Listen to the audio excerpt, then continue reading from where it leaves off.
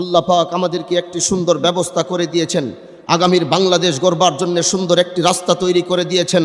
এখন আমি বিএনপিকে বলবো, জামাত ইসলামকে বলবো, বাংলাদেশের সর্বস্তরের সব দলকে বলবো, এই মুহূর্তে আমাদের ঐক্যবদ্ধ হওয়ার প্রয়োজন।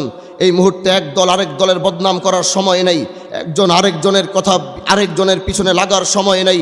এখনই আমাদের সময়, সমস্ত দল আমরা একসাথে হয়ে, সমস্ত দল একসাথে কাঁধে কাঁধ মিলিয়ে যেই সার্বভৌমত্ব রক্ষার বিষয় বারবার আসছে, আমাদের বুঝতে হবে আমরা যুদ্ধ করেছি, হাজী শরিয়াতুল্লাহ যুদ্ধ করেছে, এদেশে ব্রিটিশ বিরোধী আন্দোলন করেছে, পাক হানাদার বাহিনীর বিরুদ্ধে আন্দোলন করেছে। আমাদের অস্ত্রের প্রয়োজন হয় নাই, আমাদের জনগণের প্রয়োজন হয় নাই, আমরা ইমানের মাধ্যমে সবসময় মোকাবেলা করেছি। ইতিহাস টানতে গেলে দেখবেন একই ইতিহাস বারবার আসবে, মুসলমান ইমানের দ্বারা মোকাবেলা করেছে। এজন্য বলবো, আওয়ামী লীগ থেকে আমরা শিক্ষা পেয়েছি। এজন্য বর্তমান বাংলাদেশে বিএনপি বলবো, জামাত ইসলাম বলবো, সমস্ত ইসলামী সমমনা দলগুলো বলবো, সবাইকে ঐক্যবদ্ধ হয়ে সার্বভৌমত্ব রক্ষার জন্যে হাতে হাত মিলিয়ে আগামীর বাংলাদেশ গড়বার জন্যে একটি সিদ্ধান্তে আসতে হবে। আর যদি আপনারা সেই সিদ্ধান্তে না আসবেন, তাহলে মনে রাখবেন, এদেশের মানুষ আওয়ামী লীগের সাথে যে ব্যবহার করেছে, আপনাদের সাথে একই ধরনের ব্যবহার করবে। আপনারা জানেন, আল্লাহ পাক আমাকে হজরতে হাজী শরিয়াতুল্লাহ রহমতুল্লাহ আলাইহের বংশের সন্তান হিসাবে কবুল করেছেন।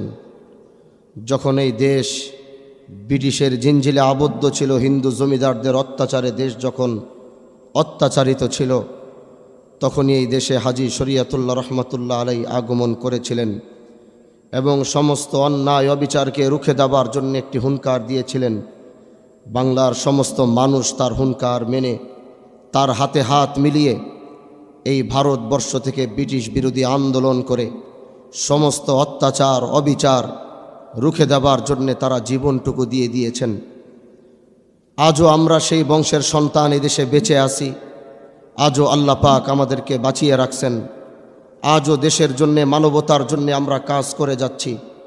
গত 16 বছর আমরা দেখেছি, আমাদের এই 16 বছরে আমাদের ওলামায়ে কেরাম থেকে শুরু করে সমস্ত দলের নেতৃবৃন্দরা যেই পরিমাণে অত্যাচারিত ছিল এবং যেই পরিমাণে হত্যাযোগ্য কাজ হয়েছে এই দেশে, আজও পর্যন্ত একটি বিচার আমরা সুন্দর মতো পাইনি। এই জুলাই আগস্টের গণ অভ্যুত্থানে যারা শহীদ হয়েছে, তাদের পরিবার রাষ্ট্রের কাছে বিচার চাইতে পারছে যে আমার সন্তান হত্যা হয়েছে, আমি সেটার বিচার চাই। কিন্তু আপনারা কি সেই 5 মের শাপলা চত্বরের কথা কি ভুলে গেছেন?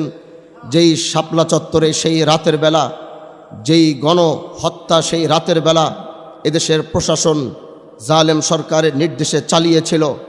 আজ